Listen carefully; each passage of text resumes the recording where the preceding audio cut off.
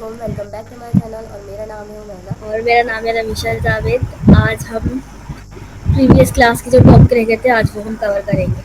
थोड़ी तबीयत का इशू है तो आवाज़ को इग्नोर कीजिएगा। जो समझ में ना आए कमेंट में ज़रूर बताएं। आज हम पढ़ने वाले हैं none data type in Python. None का मतलब क्या है? नन का मतलब है खाली खाली जगह होना। मतलब ज़रूरी नहीं कि एम्प्टी है तो वो बिल्कुल ही डिलीट हो गई, नहीं, उस जगह को हमने खाली छोड़ा है किसी वजह से। उसकी उस जगह पे हम वापस कुछ ना कुछ लिखने वाले हैं। अच्छा, नन डेटा टाइप का अपनी एक आईडी है और एक दफ़ा अगर वो आईडी बना ले तो वो दोबारा आईडी नहीं बनती। मतलब सिर्फ पाइथन में नन एक ही दफ़ा बनता है। अब यहाँ लिखा हुआ है in Python none is special data type that represent the absence of value. Absence of value मतलब वहाँ पे वैल्यू मौजूद नहीं है। ये रेफरेंस दे रहा है कि यहाँ पे अभी वैल्यू मौजूद नहीं है। जैसे कि हमारे फॉर्म में होता है कि नेम की जगह कैसी होती है, एम्प्टी होती है। तो उस एम्प्टी का अगर हम डेटा टाइप मालूम करेंगे तो वहाँ पे लिखा हुआ आएगा हमारे पास नन। यहाँ पे इन्होंने एग्जाम्पल भी दी हुई है। आज हम इस टॉपिक को थोड़ा जल्दी कवर करेंगे ताकि अपने नेक्स्ट टॉपिक की तरफ जाए। अब आ ये जाएगा। आईडी का कीवर्ड क्या करता है? अच्छा, आईडी का कीवर्ड हमें इसका एड्रेस बताता है। हर पाइथन में हर चीज़, चाहे वो वेरिएबल हो, चाहे वो ऑब्जेक्ट हो, चाहे वो क्लास हो, हर चीज़ एक यूनिक आईडी रखती है। यूनिक आईडी उसकी है, जैसे मैंने अभी आपको कहा कि नन पाइथन में अपनी एक यूनिक आईडी, नन दूसरी दफ़ा पाइथन में अपनी जगह नहीं बनाती। एक दफ़ा इसने नन आपने बना दिया, दोबारा नन बनाने की आपको ज़रूरत नहीं है। यानी उसकी मेमोरी में सिर्फ एक बार ही बनेगा और वहीं पे स्टोर हो जाएगा, चाहे हम उसे कहीं भी यूज़ करें। मतलब आप ये कहना चाह रही हैं कि हमने कोई भी वेरिएबल बनाया, फॉर एग्जांपल ए, जिसकी वैल्यू मैंने दी थ्री। हम्म। अब मैं दोबारा बी बनाऊंगी, उसकी वैल्यू अगर मैं थ्री दूंगी तो थ्री जो फर्स्ट टाइम जो जनरेट हुआ है वेरिएबल, हम्म। तो उसी थ्री में की मेमोरी में एग्जिस्ट करेगा, नहीं, दोबारा से अलग मेमोरी में नहीं जाएगा। अलग जाएगा। अगर वेरिएबल अलग है तो वो अलग मेमोरी यूज़ करेगा। अगर मैं ए के अंदर थ्री लिख दूँ और बी को वैल्यू असाइन कर दूँ ए की, तो वो एक ही आईडी यूज़ करेगा। लेकिन अगर मैं ए अच्छा, को आप भी ये थ्री कहना दे चाह दूँ और रही हैं बी को भी अगर थ्री दे दूँ। अगर अगर मैं ए की वैल्यू थ्री दूँ हम्म। और बी की वैल्यू में ए को असाइन कर दूँ हाँ, दोबारा, तो एक ही मेमोरी वो आईडी को तो यूज़ वो एक करेगा। मेमोरी में जाएगा, लेकिन जब अलग अलग वेरिएबल के नाम से अलग अलग वेरिएबल बनाएंगे तो वो डिफरेंट मेमोरी लेगा। जी बिल्कुल। तो आईडी क्या करेगा, हमें मेमोरी रिटर्न करेगा। बिल्कुल। और अच्छा, आईडी हम यूज़ क्यों करते हैं? ये रिटर्न करेगा आईडी नंबर, मेमोरी का नंबर रिटर्न करेगा कि किस जब हम जगह पे। डीबगिंग कर रहे होते हैं और हमें नहीं समझ में आ रहा होता, तो जब हम आईडी का यूज़ करते हैं कि ये ऐसा वेरिएबल या ऐसी चीज़ दूसरी जगह कहाँ पर है। अच्छा, साथ ना गूगल कोलैब भी खोल लें।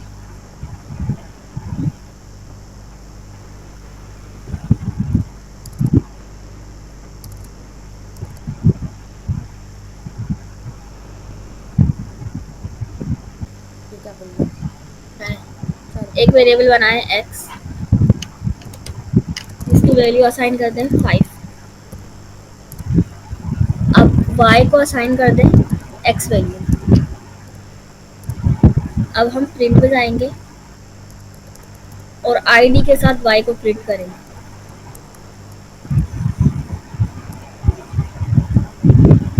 अब ये हमें क्या रिटर्न करेगा?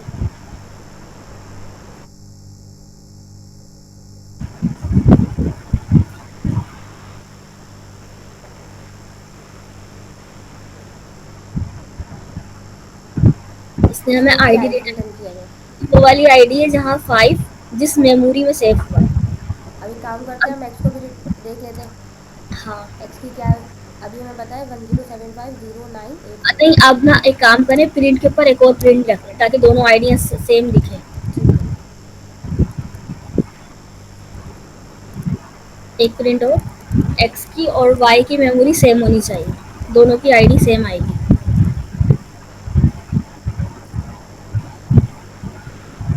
बिल्कुल। देखिए बिल्कुल सेम आई है। इसका मतलब ये हुआ, अगर हम एक वेरिएबल बार बार एक वैल्यू असाइन करते हैं और बार बार यूज़ करते हैं तो पाइथन उसी मेमोरी में से लेकर आता है डेटा, बार बार अलग मेमोरी नहीं जो है ना देता उसको।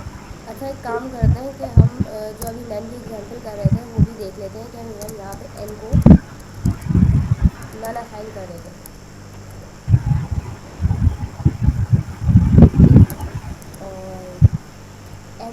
काम करते हैं, नन असाइन करने पे।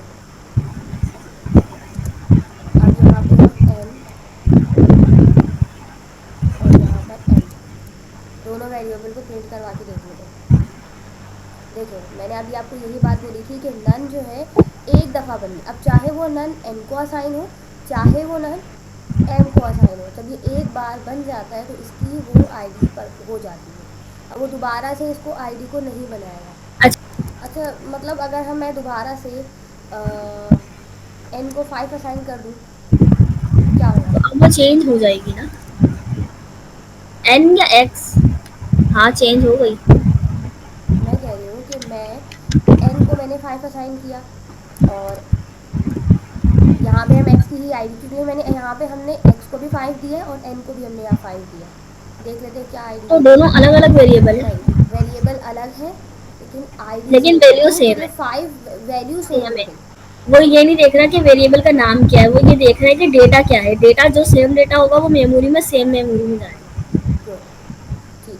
वो ये नहीं देख रहा कि एक्स है, वाई है, जेड है, हाँ, वो तो ये वो देख रहा एक है कि बार बन फाइव गया तो है। वो बन गया, हाँ, सेम ये नन की तरह हो तो गया। ये अगर मेमोरी में एक जगह 5 है ना, दूसरी दफ़ा अगर 5 आया तो वो उसी मेमोरी में जाएगा, तीसरी दफ़ा 5 आया तो वो सेम मेमोरी में जाएगा। लेकिन जैसे ही अगर 3 या 4 होता है तो अलग मेमोरी में चले जाएगा। ठीक।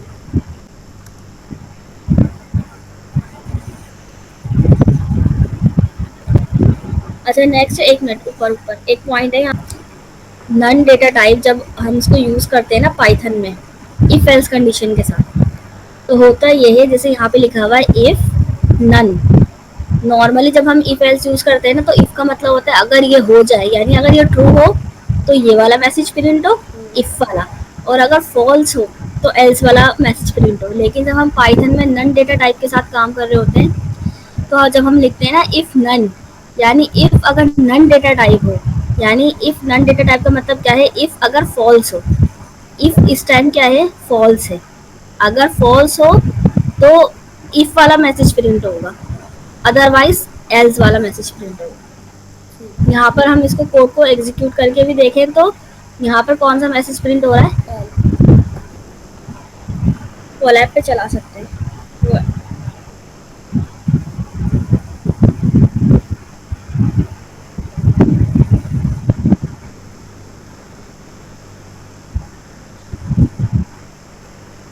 Integer literal in Python. जी। In Python, an integer literal sequence character represent integer value. Integer literal are used to integer consist in Python code. Scroll करके ऊपर करें। अच्छा, इंटीजर लिटरल्स में क्या होता है, जो हमारे कांस्टेंट नंबर हैं 0 1 2 10, जितने भी, जैसे 10 है, 20 है, 256 है, ये सारे क्या कहलाते हैं हमारे पास, नंबर्स कहलाते हैं। तो ये इंटीजर लिटरल है जिसको हम लोग INT से लिखते हैं। दोबारा बोलिएगा। जितने भी नंबर्स हैं जो डायरेक्ट लिखे जाते हैं, जैसे 10 है, 4 है, 7 है, 256 है, 1000 है, वो सारे नंबर इंटीजर्स होते हैं। यही चीज़ यहाँ पे बोली, sequence of character that represent N integer value. Integers number है ये सारे।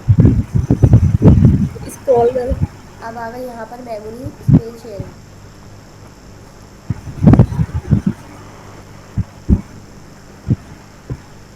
इंटीजर लिटरल जो है सेम मेमोरी शेयर कर रहे होते हैं। यहाँ पे लिखा है सेम मेमोरी स्पेस। यही वही वाली एग्जाम्पल है ना कि अगर हम सेम वेरिएबल में सेम डेटा लिखते हैं तो वो सेम मेमोरी लेते हैं। सेम मेमोरी भी लेते हैं। अच्छा, डिफरेंस क्या है, यहाँ पे लिटरल्स है और यहाँ पे इंटरनिंग है। अब इंटरनिंग में क्या है कि इंटरनिंग में ना पाइथन ने अपने अंदर, अपने प्रोग्राम में, अपने सेटअप में जो -5 से 256 तक पहले से ही एक आईडी स्टोर कर ली है हर नंबर की। अगर मैं 5 लिखूँ ना, ये मुझे बार बार 5 की सेम आईडी देगा जैसे अभी हमें दे रहा था।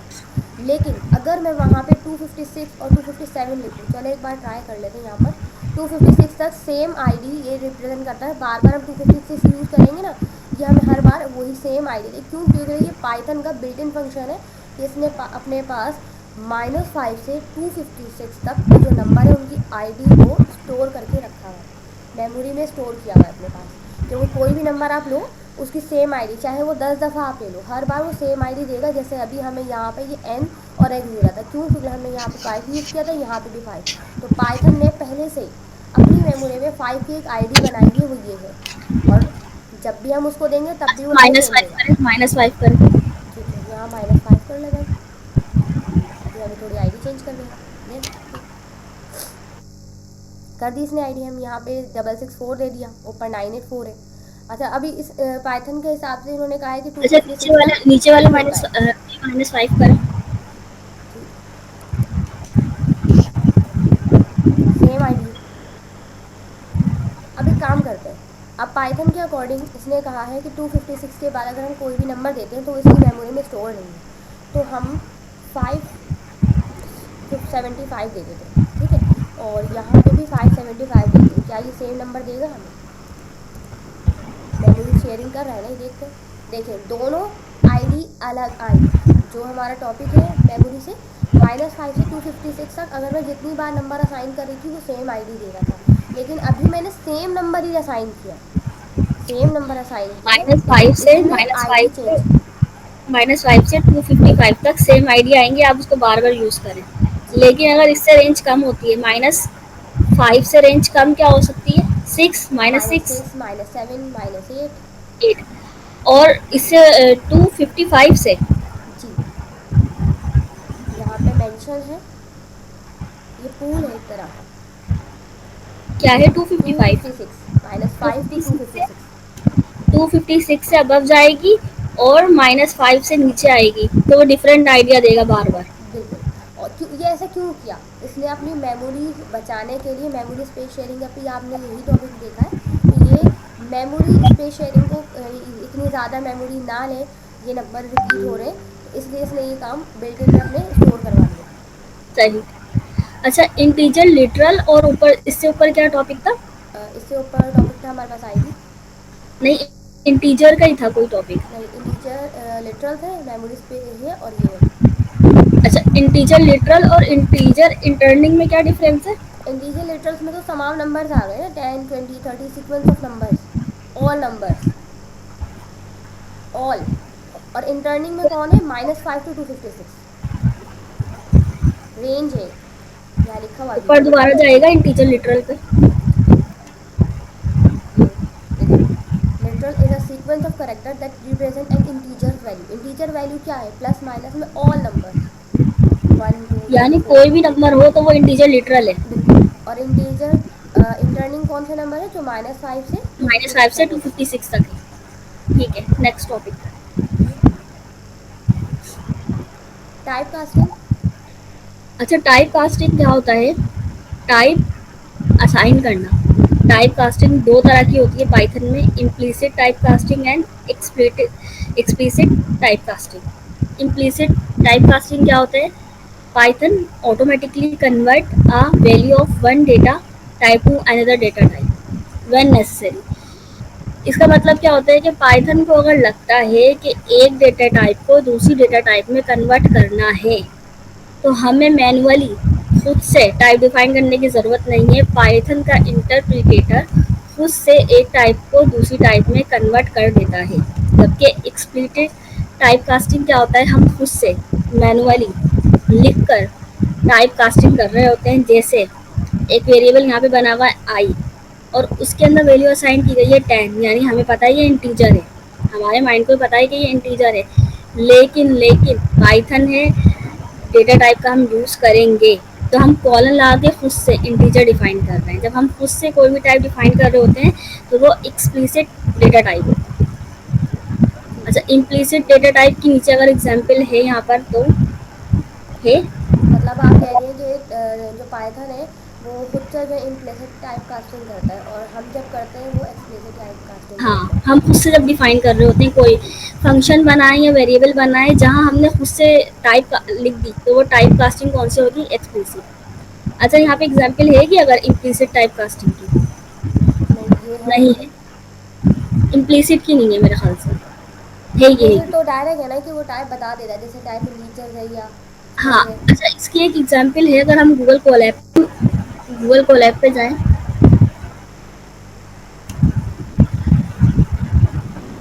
गूगल कोलैब पे जाकर एक वेरिएबल बनाते हैं एक्स, इसको हमने ऑलरेडी एक वैल्यू दे देते हैं 3 दे देते हैं।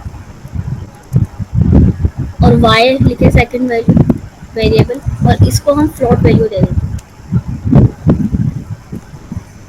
अब हम प्रिंट करें x प्लस वाई।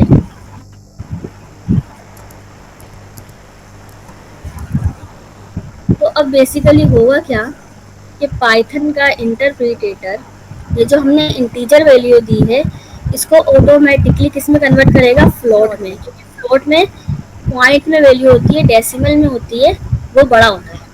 इसलिए ऑटोमेटिकली पाइथन के इंटरप्रिटेटर ने इंटीजर को फ्लोट में कन्वर्ट कर दिया। हमने यहाँ पर अभी कहीं भी ना टाइप मेंशन नहीं करी है कि x जो है वो इंटीजर है या y जो है वो फ्लोट है। इसी को कहते हैं इम्प्लीसिट टाइप कास्टिंग।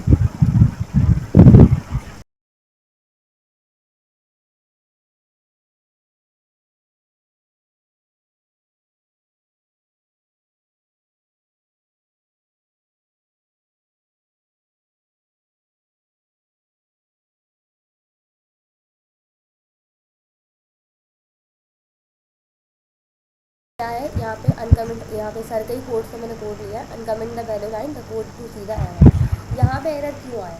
यहाँ पे एरर इसलिए आया है कि यहाँ पे अगर मैं आपको ले जाऊँ, मैंने यहाँ से उठा कर वहाँ नहीं गई थी, मैं आपको बता देती हूँ। ये देखें, जब भी कोई चीज़, एस कौन है? स्ट्रिंग है, स्ट्रिंग 225.8 है, ठीक है। स्ट्रिंग को क्या करेंगे, फ्लॉट में कन्वर्ट करवाएंगे, सही। डायरेक्ट कभी भी स्ट्रिंग इनिट में कन्वर्ट नहीं होती। यहाँ पे इंट में एस को कन्वर्ट कर रहे थे, यहाँ पे एक्सप्लिसिट टाइप कर रहे थे। कभी भी जो फ्लॉट वैल्यू है वो डायरेक्ट, स्ट्रिंग तो बनी हुई है, आपको पता है ना, इन्वर्टेड कॉमास के सेंटर में लिखा हुआ है, मतलब ये स्ट्रिंग है।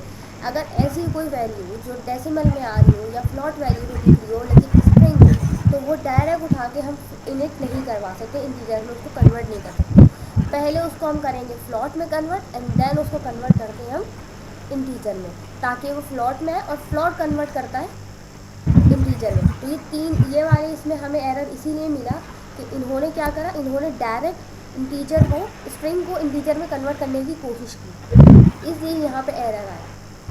कभी भी ऐसा हो। मतलब आप ये कहना चाह रही हैं कि अगर कोई भी वेरिएबल जो स्ट्रिंग जी। है स्ट्रिंग, लेकिन उसके अंदर वैल्यू जो है वो फ्लोट है, तो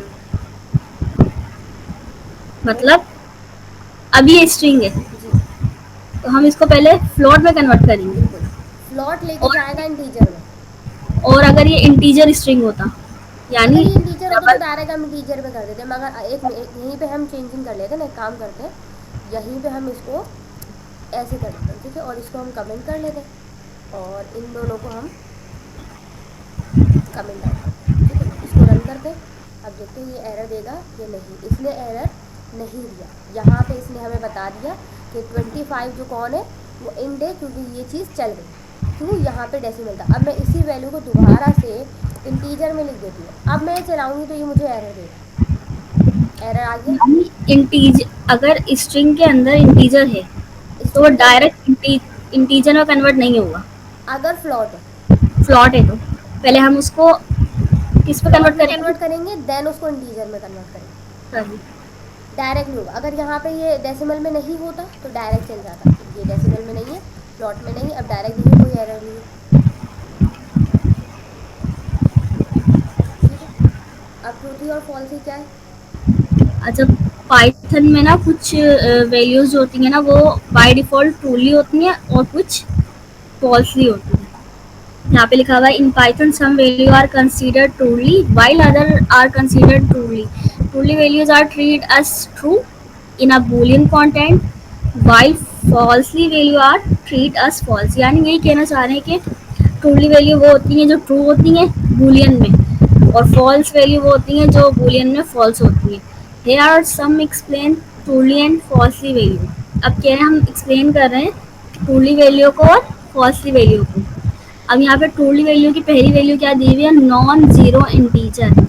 अगर कोई भी इंटीजर वो पॉजिटिव है या नेगेटिव है, इंटीजर्स क्या होते हैं हमारे नंबर्स, कोई भी नंबर अगर वो ज़ीरो नहीं है, कोई भी नंबर अगर वो ज़ीरो नहीं है लेकिन पॉजिटिव है या नेगेटिव है तो वो बाय डिफ़ॉल्ट क्या होगा, ट्रूली होगा। सेकंड पे है नॉन एम्प्टी स्ट्रिंग। मतलब कोई भी स्ट्रिंग एम्प्टी नहीं है, हर उसमें स्ट्रिंग में मौजूद हो, कुछ ना कुछ डेटा मौजूद हो। कोई भी स्ट्रिंग स्ट्रिंग कोई भी है लेकिन एम्प्टी नहीं है तो वो भी टोटली होगा। इसी तरह से लिखा हुआ है नॉन एम्प्टी लिस्ट। हम कोई भी लिस्ट बना लें, चाहे वो नंबर्स की हो या वो स्ट्रिंग की हो या किसी भी डेटा टाइप की हो, अगर वो एम्प्टी नहीं है तो वो टोटली होगी। नॉन एम्प्टी डिक्शनरी, अगर इसी तरह से डिक्शनरी बना रहे हैं, हम की वैल्यू पेयर्स में काम कर रहे हैं, वो डेटा टाइप कोई भी हो, लेकिन अगर वो ब्लैंक नहीं है, एम्प्टी नहीं है, तो वो टोटली होगी। जब इंटीजर्स की हमने ऊपर बात करी, नॉन जीरो इंटीजर जो थे वो टोटली थे। तो अगर इंटीजर जहाँ पे जीरो होता है, किसी भी वेरिएबल में इंटीजर अगर आता है जीरो, तो वो बाय डिफॉल्ट तो फॉल्स फॉल्स ही ठीक होगा किया जाएगा। कंसिडर। इसी तरह से एम्प्टी स्ट्रिंग, अगर हम कोई स्ट्रिंग बनाते हैं, डबल कोट्स में डेटा, डबल कोट्स लिखते हैं, अंदर डेटा नहीं देते, यानी हम स्ट्रिंग के अंदर हेलो नहीं लिखते, ऊपर हेलो लिखा हुआ है, तो वो एम्प्टी स्ट्रिंग है। स्ट्रिंग तो है लेकिन एम्प्टी है, तो वो बाय डिफॉल्ट क्या है, फॉल्स है। इसी तरह से हम लिस्ट बनाते थे डेटा स्टोर करने के लिए, एम्प्टी लिस्ट बनाते थे उस वक्त जब हम टाइप स्क्रिप्ट पढ़ते थे।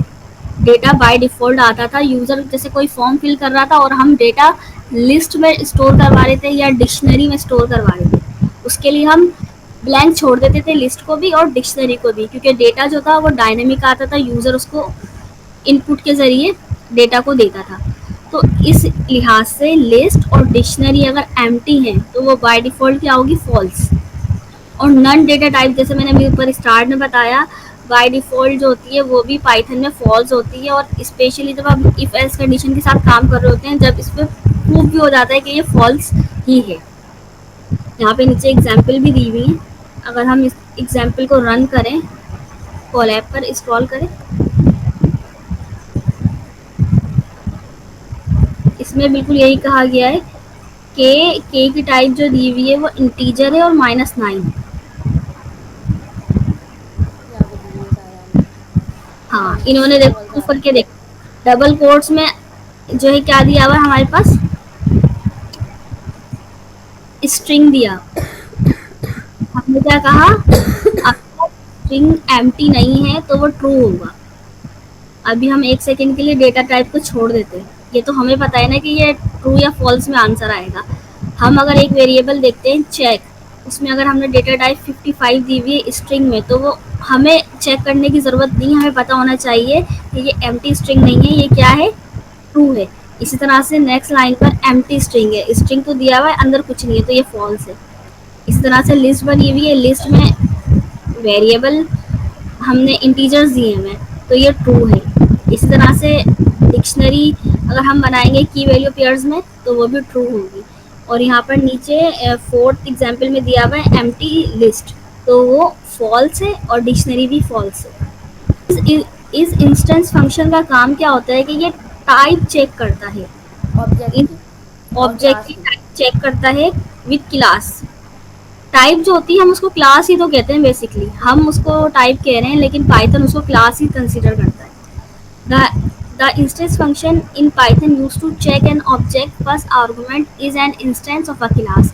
यानी ये कह रहा है कि पाइथन जो है, पाइथन में इस इंस्टेंस फंक्शन क्या करता है कि जो हम आर्गुमेंट दे रहे होते हैं उसको चेक करता है कि ये इस क्लास में है या नहीं है, यानी स्ट्रिंग क्लास में है या नहीं, लिस्ट क्लास में है या नहीं, या कोई भी डेटा टाइप के साथ कंपैरिजन करता है। जब वो कंपैरिजन करता है तो वो आंसर ट्रू और फॉल्स में रिटर्न करता है। अगर है तो ट्रू, नहीं है तो फॉल्स। ठीक है। स्क्रॉल करें अगर नीचे, और यहाँ पे हमारा लेसन 2 कंप्लीट हो गया। हाँ, यहाँ पर एक एग्जाम्पल भी दी हुई है, अगर हम विजुअल स्टूडियो कोड पर जाएं, इसी एग्जाम्पल को कॉपी करें, अरे अब कौन हम सी कौन छोड़ी सीधी कोलैब बता पे, दी। हाँ, हम कोलैब पे रन कर सकते हैं, कोलैब में यही डायरेक्ट चल रहा है ये। डायरन हो सकता है, सही है। तो यहाँ पे एक वेरिएबल दिया हुआ है एज, जिसकी डेटा टाइप दी हुई है इंटीजर, और इंटीजर क्या दिया हुआ है 20। दूसरा वेरिएबल दिया हुआ है वेट, जिसकी डेटा टाइप क्या दी हुई है फ्लोट, फ्लोट हमारे पास डेसिमल्स में उतनी वैल्यू। प्रिंट दिया हुआ है तीसरा।